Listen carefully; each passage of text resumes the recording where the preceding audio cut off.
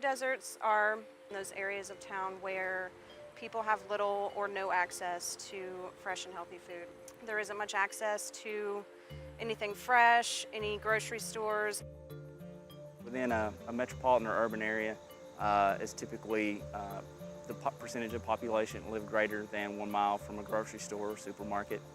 What tends to happen is a halo is created. So if you have several areas of town where you have very low income, it tends to discourage major grocery store chains from coming in. Most of the neighborhoods that are west of Missionary Ridge to the river and then to the state line would qualify. There's a few that don't.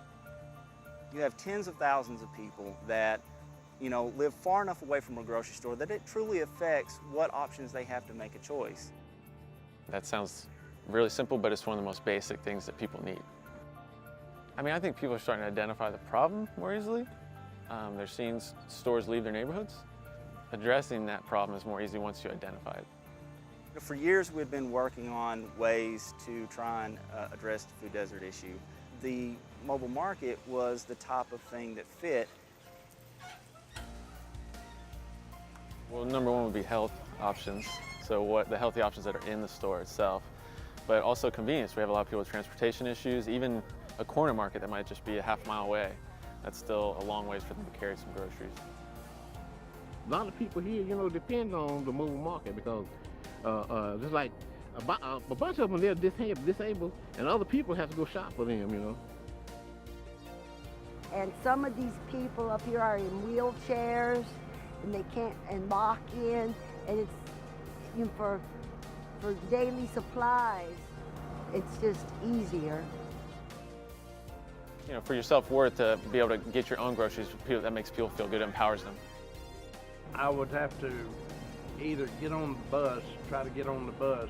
A lot of times I couldn't get on there and I'd have to go, even in the rain, I've had to go in this chair, which is extremely dangerous. To me, this is a lifesaver. A lot of people in the communities don't necessarily trust new people who come in. For us, it's every single week. You see the same people, and so you're building trust, providing them good groceries for their home, and just talking to them on a personal level. I get to know a lot of people.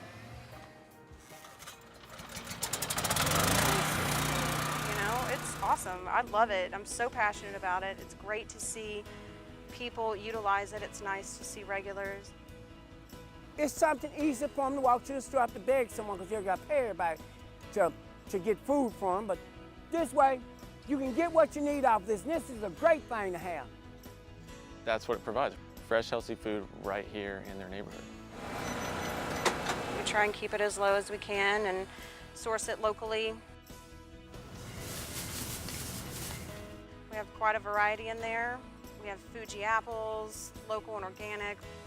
We've also got local squash and zucchini, our green tomatoes, cabbage. This is something I feel good about every day, and I like the challenge of trying to make it successful. It makes me feel really good to be relied on by somebody, to help them out. Coming through and actually shopping in the mobile market, it's really astonishing. It was a solution, short term, that can now evolve into some more permanent fixtures in some of these neighborhoods.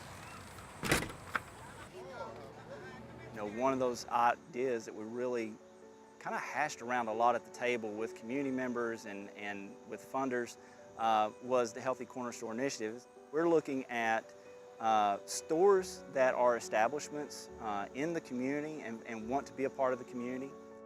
The corner market idea makes perfect sense, right? So we're there much longer, where the access is full-time compared to the mobile market, just once a week for 2 hours. It's very important we have this first one in because we can show people that it can be profitable for their store. In the first month, it turned a profit for the store owner. So a lot of this has really been about, okay, what's the business model structure that works for a corner store, identifying the right corner store owners that really feel like they want to be a part of the solution. Anytime you're dealing with a healthy way of eating, for children and whomever it may be, then, you know, I'm really all for that. And so that's where it's really important with the corner market model, is to show this will actually make you money and you're selling something that is healthy for your customers. Well, I think the people appreciate that they see one that look like them, one that stays in the community. The fact that they're already established, you know, the mobile market had to build a customer base. A lot of these corner stores already have one. And it really provides a longer-term solution to the problem. When businesses step up and say, I want to be a part of the solution, I think that's fantastic, and we would always support it. We need more grocery stores that sell fresh fruits and vegetables, particularly in the black community. That's why we're so plagued with diabetes, high blood pressure, things that one time we did not have. People in these communities see the value of locally grown food, of organic food, and they want to purchase those things as well. Many people love vegetables and fruit anyway, but you have people that's dead-minded and need more awareness, become more conscious in eating healthy and keeping your body in the best of shape, the way the Creator intended for you to be. We're talking about a culture of health. And so when you talk about creating cultural change, that takes decades for the most part. It's a very slow movement. It's called slow foods movement. It is slow, but I think I've been pleasantly surprised how many of my customers know that it is better. And there's been a resurgence to say, okay, well, I appreciate things that are more homemade, more locally grown. We're starting to see people come back to some of the old ways of doing things, and that's actually a really good thing. I think education is going to have to be a component. Yeah, I think it's just going to be a lot of fronts. It's not just bringing the food to the people. It's much more complicated than that.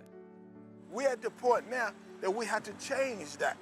We have to change that, and we can't depend on anybody to do that, along with eating good and eating right. It's all in the whole circumference.